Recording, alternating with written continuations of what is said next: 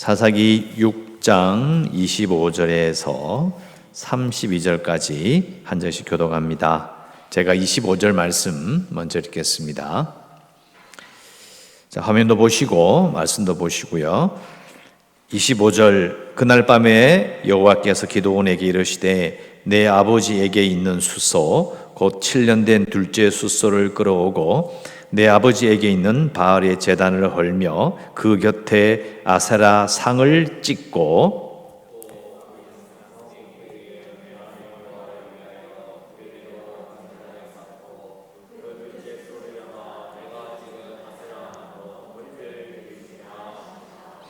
이에 기드온이 종 10사람을 데리고 여호와께서 그에게 말씀하신 대로 행하되 그의 아버지의 가문과 그 성읍 사람들을 두려워하므로 이 일을 감히 낮에 행하지 못하고 밤에 행하니라.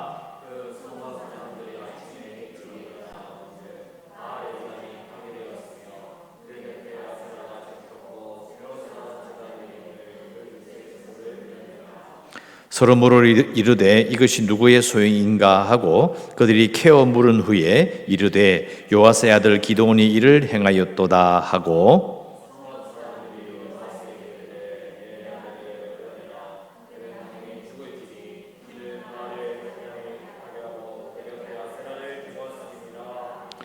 요아스가 자기를 둘러선 모든 자에게 이르되 너희가 바알을 위하여 다투느냐 너희가 바알을 구원하겠느냐 그를 위하여 다투는 자는 아침까지 죽임을 당하리라.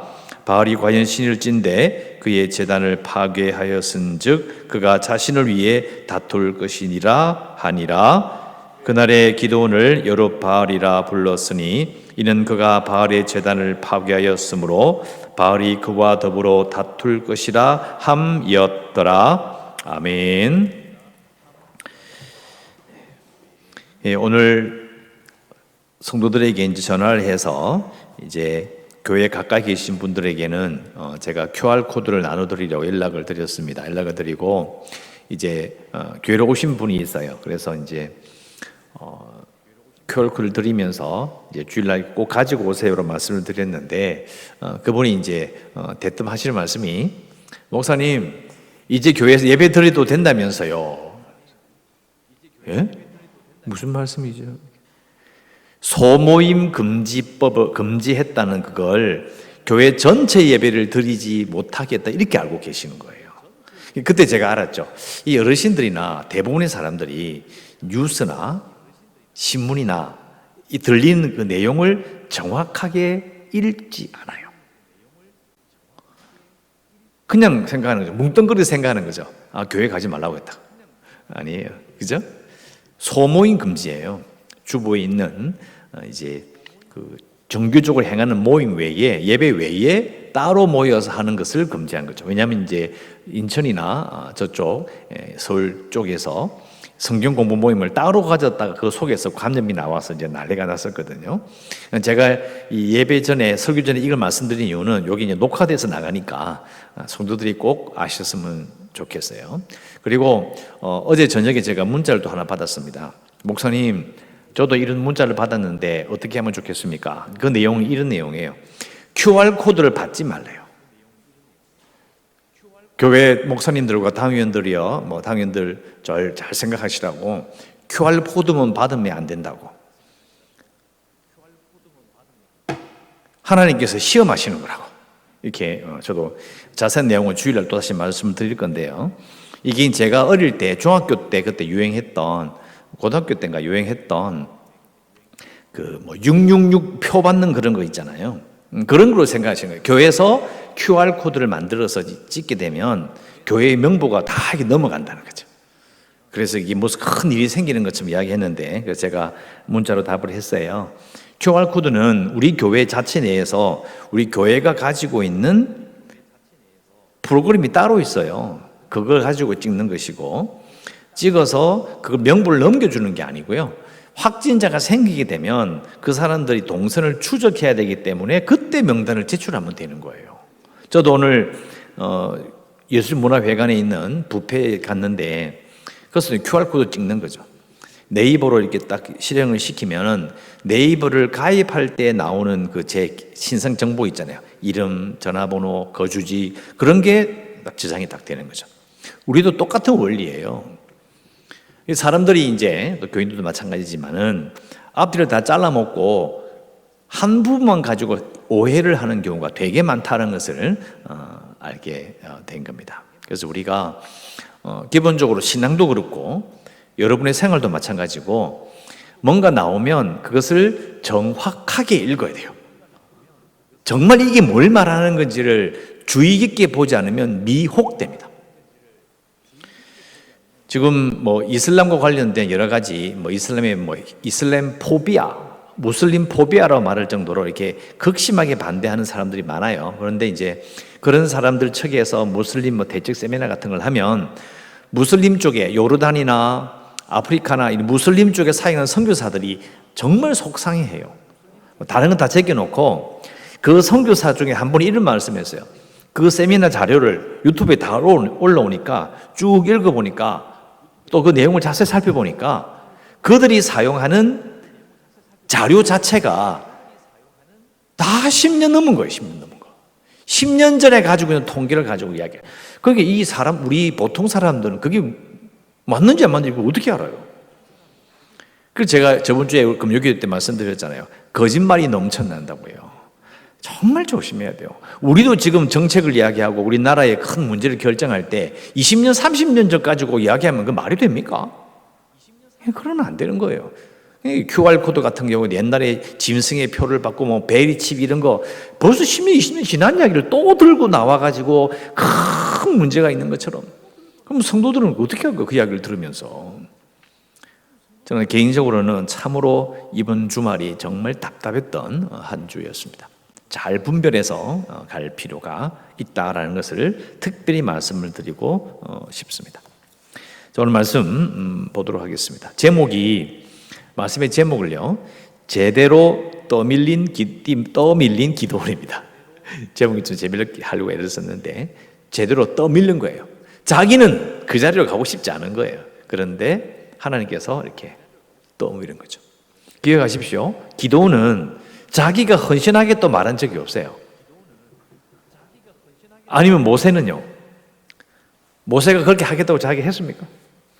자, 요 두 사람을 비교한 것은 좀 이따 이야기하고요. 그래서 기도원의 입장에서는 사실은 떠밀린 거죠. 그래서 두려워하는 모습도 많이 보게 되는데요. 자, 오늘 본문을 살살 보도록 하겠습니다. 먼저 오늘 25절부터 읽었는데요. 여러분 가지고 계신 성경에 24절을 한번 보세요. 자, 24절을 보면 기도원이 여호와를 위하여 거기서 제단을 쌓고 그것을 여호와 샬롬이라고 하였더라. 그것이 오늘까지 아비에셀 사람에 속한 오보라에 있더라. 자, 우리 그냥 제단을 쌓았구나라고 지나가는데요. 잘 생각해 보세요. 여호와 샬롬이라고 제단을 쌓고 거기서 하나님의 기적이 나타나고 놀라운 일들이 일어났잖아요. 제단을 쌓았어. 근데 아무도 그 이의를 제기하잖아요. 뒤에 나오면 이 기도원이 막 제단을 세우고 바알 부수고 아세라 부술 때는 난리가 나는데 하나님의 이름으로 제단을 쌓고 기적이 체험했다는 소문이 나도요. 아무도 그것에 대해서 언급하는 부분이 나오지 않아요. 이유가 뭘까요? 어려운 말로 종교 혼합이었기 때문에 종교가 섞여 있는 거예요. 서로 누군가를 죽이자고 말하지 않은 이상은 뭐 한 집안에 하나님도 섬기고 바알도 섬기고 옆에다가 지 마누라 아세라를 세워놔도 바알의 마누라 아세라를 세워놔도 그냥 같이 두는 거예요. 그냥. 그래서 아무 말이 없는 거예요. 조용한 거예요. 기가 차는 거죠. 하나님의 백성이 우상 숭배에 대한 것을 하나님께서 분명히 말씀하셨음에도 불구하고 이 오보라 마을에 요아스 마을에 아무런 일이 생기잖아요. 얼마나 우상 숭배 그리고 하나님을 섬기는 이 신앙을 섞어서 살았는지를 여기서 느낄 수 있는 거예요. 아무 일이 없어요.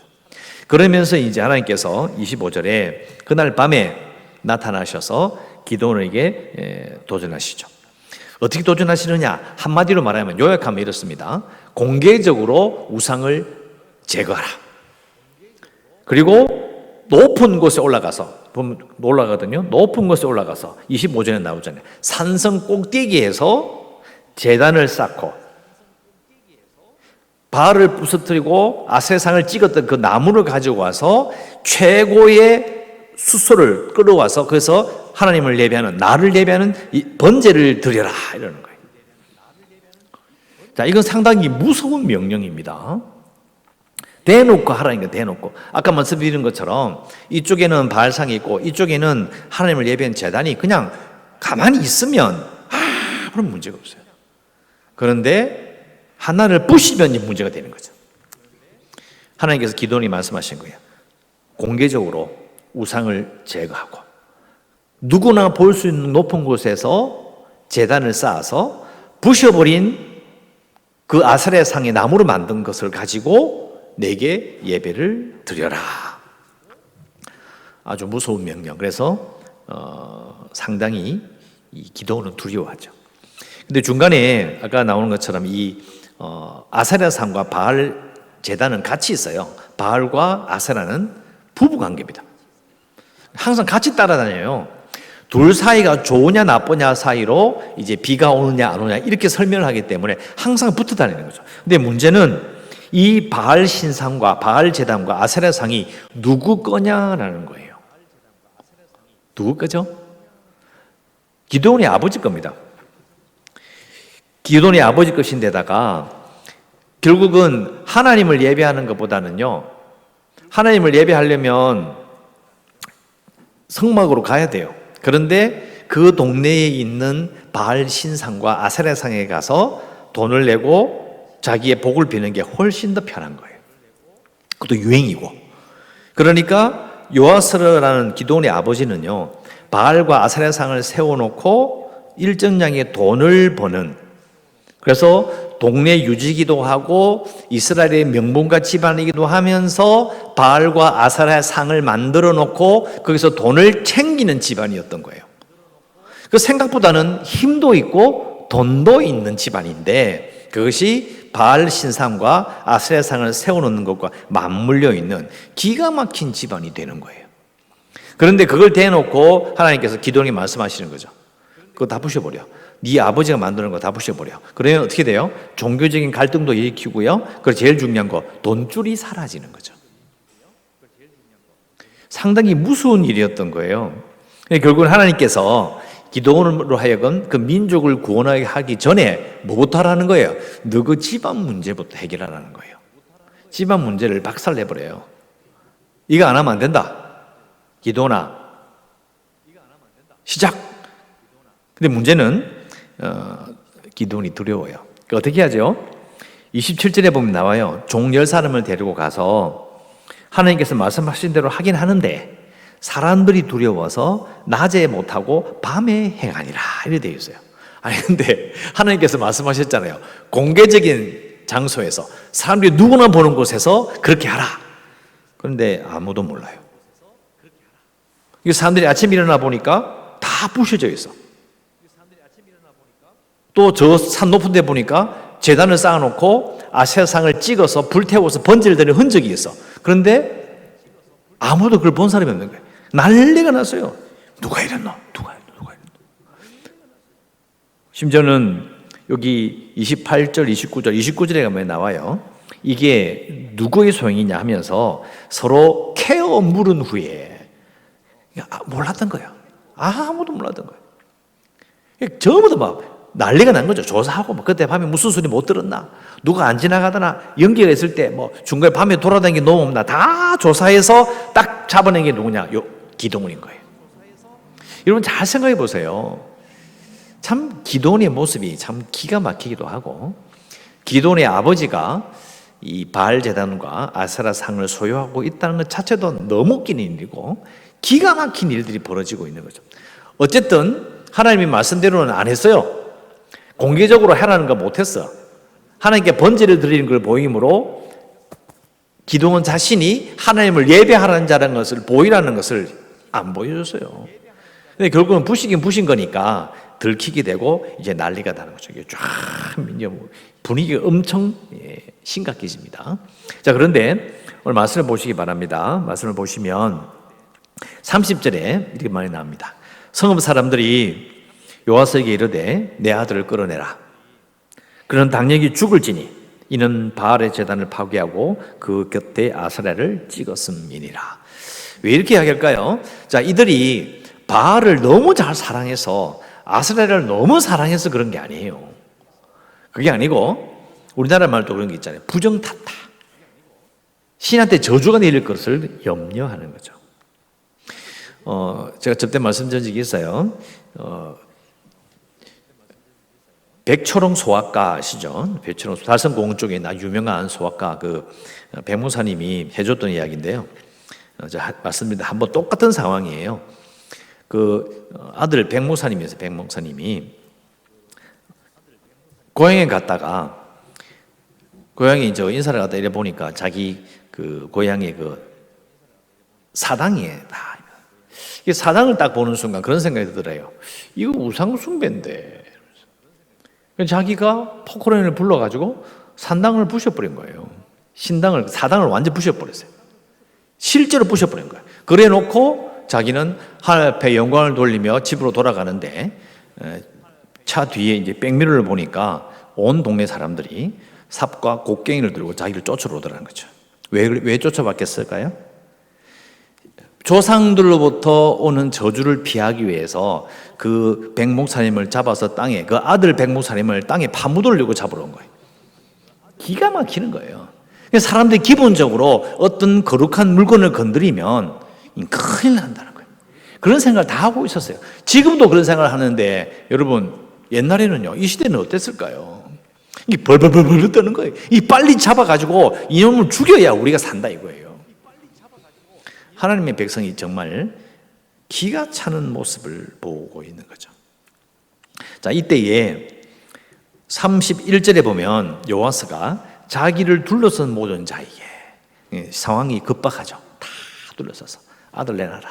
우리가 죽여버리겠다. 근데 유명한 말을 하죠. 누가 너희들이 바알을 위하여 다투느냐. 바알이 신이라면 지가 알아서 하겠지. 이렇게 이야기해요. 그래서 이렇게 그 장면을, 그 순간을 피하는 부분이 딱 나와요. 자, 그런데 아까 말씀드렸잖아요. 요아스라는 사람이 오보라에 있다라고 이름이 언급될 정도면 이 지파의 그 동네에 유명한 사람이에요. 그리고 바알 제단과 그리고 아세라 상을 자기가 가지고 있을 정도면 보통 사람이 아니고 돈도 정말 많은 사람이에요. 근데 그 사람이 이번에 또 바알 때문에 아들이 바알상을 부신 걸 가지고 또 아들을 변호하는 듯한 이런 모습을 또 보여요. 또 기도원의 그런 변호를 하는 모습을 보이죠. 이 요아스라는 사람이 참 재밌어요. 잘 생각해 보면 이런 거예요. 기적이 일어나면 기적이 일어나는 편으로 딱 서는 거죠. 기적이 일어나면 싹 펴고 또 이쪽이 유리한 것처럼 보면 이쪽으로 탁 서는 거예요. 사람들이 바알과 아세라 상을 좋아하면 그걸 탁 만들어서 돈을 탁 챙기는 사람이죠. 그렇다고 특히 바알을 믿고 사랑하고 이런 것도 아니에요. 그러다가 아들이 부시고 문제가 생기니까 아들 편을 탁 드는 거예요. 근데 그렇게 사는 거예요, 그냥. 그렇게 살아온 거예요. 이 요아스라는 사람의 인물이 참 재밌는 그런 캐릭터예요. 잘 생각해보죠. 좀 더 비교해 볼게요. 자, 그러고 나서 이제 요아스의 모습이 나오고 이제는 마지막에 기도원의 이름을 바꿔요. 여룻바알, 바알과 다투는 자. 아까 말씀드렸죠. 말씀의 제목이 제대로 떠밀린 기도원이라는 말씀을 드렸는데요. 이제는 이름까지 바뀌어버렸어요. 그리고 사람들에게 소문이 나버려서 바알과 다투는 자. 이제는 사람들한테 저는 이제 바알과 다투지 않겠습니다. 이렇게 말할 수 없는 상황이 돼버린 거예요. 왜? 제단을 헐어버리고 아세상을 부셔버리는데 어떻게 돌이켜요? 그러니까 이게 상황이 이상하게 변해가는 거죠. 이상하단 말은 기도원 입장에서 돌이킬 수 없는 쪽으로 떠밀려가는 겁니다. 그래서 실트조튼 가나안의 신들과 이 바알과 아세라와 싸워야 되는 입장으로 딱 섰버려요. 앞에 떠밀려 나와버린 거죠. 그러고 나서 이제 다음 주에 이제 나오는 것처럼 33절 이후로 이제 전쟁이 시작이 돼요. 자, 전쟁까지는 딱 잘라놓고요. 자, 아까 말씀드렸잖아요. 기드온도 하나님께 떠밀려 나왔어요. 지가 헌신한 거 아니에요. 모세는요. 모세는 자기가 하나님, 나 이스라엘 백성들에 비해서 못 바치겠습니다. 이 한 목숨 다 바치고 죽을 때까지 순교하겠습니다. 그렇게 말을 한 적이 없어요. 광야로 도망가가지고요, 나이 80대까지 앉아 있었다니까. 내 양이나 치고 돌아다니고. 하나님 나타나셔서 콕 찍어서 가자. 하나님 부르셨거든요. 자, 그러니까, 자, 세 부류가 나와요. 기드온의 아버지 요아스, 기드온, 그리고 모세. 이 세 사람의 공통점은 뭐냐면요. 결국은 세 사람 다 하나님의 역사심을 보게 된다는 거예요. 알고 있다는 거죠. 요아스도 그 아들이 변화된 것과 그 아들이 하는 일들을 통해서 하나님께서 역사하고 계신다는 걸 들었을 거예요. 알아요. 기드온도 이 사람은 직접 눈으로 봤죠. 모세도 직접 봤어요. 이 세 사람, 결국은 누구든 요아스처럼 자기가 직접 보지는 않지만은 지금 자기가 사는 이 동네에 아니면 이 생에 여러 가지 이 시간대에 내 주위에서 하나님의 일이 일어나는 걸 내가 알게 돼요. 하나님의 일이 일어난다는 걸 내가 알아요. 물론 요아스는 이방인이 아닙니다. 그러니까 우리처럼 비슷한 거예요.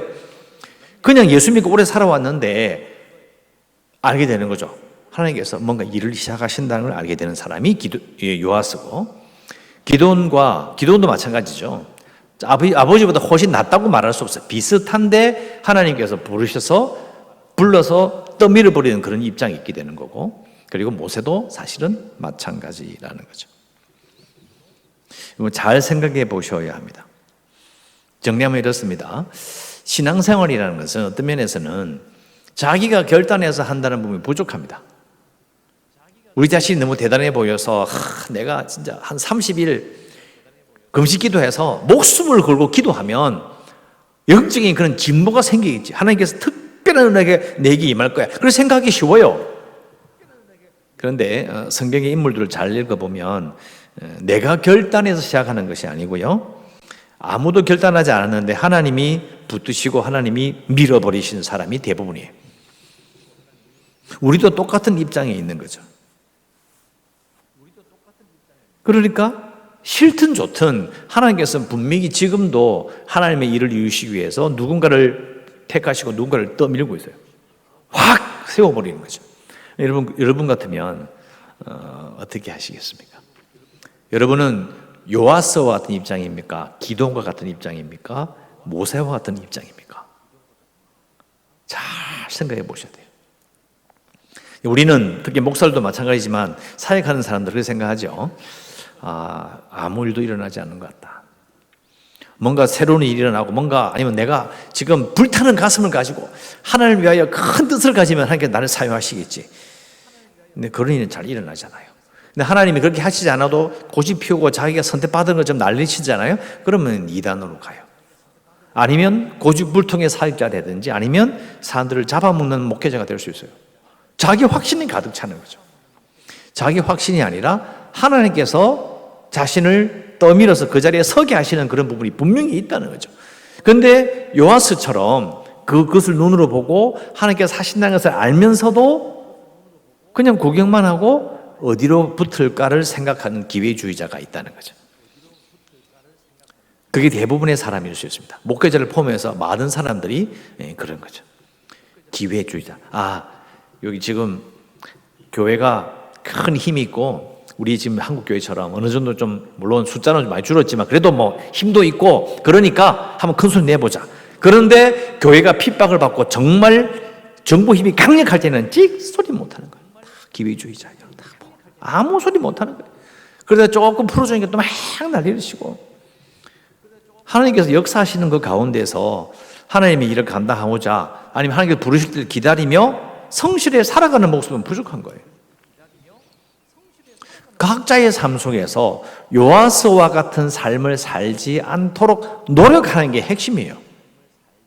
요아스 보세요. 돈도 있고 명망도 있고 좋은 집안에, 그런데 산당을 가지고 신당을 가지고 돈을 벌고 앉아 있고. 하나님 믿는 사람이 그럴 수 있는 거예요. 우상 숭배도 조금 하고 돈도 조금 챙기고, 또 그러면서 그 집안에서 또 성막에 올라가서 예배드리면 서울 갔다 오고, 그러고 사는 거예요. 그러니까 사실은 대부분의 사람들은 요아스와 같은 삶을 살기가 너무너무 쉽다고 생각해요. 그런데 뒤집어 이야기하면, 그럼 과연 요아스처럼 살 것인가? 아니죠. 어떻게 살아야 될 것인가? 우리는 기드온과 모세처럼 살 것이다. 이게 중요한 게 아니고요. 하나님께서 분명히 언젠가는 우리를, 한 사람 한 사람을 하나님의 뜻대로 세우실 곳이 있는 거예요. 분명히 떠미시는 거죠. 떠밀어서 하나님의 뜻대로 그 자리에 서게 하실 때에 그 끝이 기드온이냐 모세냐예요. 기드온도 모세도 분명히 하나님의 사람으로서 초반에 잘 시작했어요. 잘 시작했단 말은 그냥 비슷하게 시작해요. 그런데 기도는 끝이 안 좋고 모세는 끝이 좋아요. 비교해 보면 되죠. 어떤 사람이 될 것인가, 어디에 초점을 맞출 것인가를 깊이 생각해 봐야 합니다. 여러분, 하나님께서 여러분들을, 나를 제대로 떠밀어서 어느 자리에 서게 하실 것을 여러분 생각해 봐야 합니다. 아이고, 목사님, 저는 이제 나이가 들어서 이제는 뭐 어디 갈락해도 못 가고 아무것도 못 합니다. 물론 그럴 수도 있어요. 그런데 생명이 당하는 마지막 순간까지 하나님의 영광을 드러낼 순간은 남아 있습니다. 언제든지 저는 그렇게 할 수 있다, 저는 그렇게 봅니다. 그럼 기다려야 되는 거죠. 나를 떠미실 때에 모세와 같이 마무리할 수 있는, 그 자리에 떠밀렸을 때에, 그 자리에 떠밀려가는 게 거부할 수도 없어요. 근데 그 자리에 떠밀렸을 때에 가서 마지막을 어떻게 할 것인가를 생각하는 그 본을 우리는 지금 기드온과 모세를 통해서 보고 있는 겁니다. 하나님 앞에서 내가 정말 어떤 삶을 살 것인가, 하나님께서 나를 떠밀어서 어떤 곳에 서게 하실 때에, 그런 순간이 왔을 때에 멋지게 순종할 수 있는 하나님의 사람이 되어야 되겠다라고 우리는 기도하며 나아가야 합니다. 자, 이 기도 제목을 보여드릴게요. 여러분 자신을 위해서 기도하겠습니다. 시작은 미약하고 부끄럽지만 하나님께서 나를 붙들어 세우실 때에 순종하여 모세와 같은 삶을 살기를 원합니다. 자, 시작은 미약하고 부끄럽다, 이 말이 왜 그러냐면 기드온도 부끄럽거든요. 기드온도 부끄러워요. 그런데 모세도 부끄러워요. 네가 가서 해라, 못합니다. 네가 파라오 만나러 가라니까 나 못합니다. 그래가지고 아론으로 바뀐 거예요. 그러니까 이 모세의 모습이나 기드온 모습이 거의 똑같습니다. 시작은 미약하고 부끄러워요. 하지만 하나님께 나를 붙들어서 떠밀어서 세우실 때에 순종하여 모세와 같은 삶을 살겠습니다라고 기도해야 합니다. 그것이 우리의 삶 속에서 잊지 말아야 될 신앙의 자세인 거죠. 여러분 자신을 위해서 이 기도 제목을 가지고 우리 함께 기도하며 나아가겠습니다. 기도하겠습니다.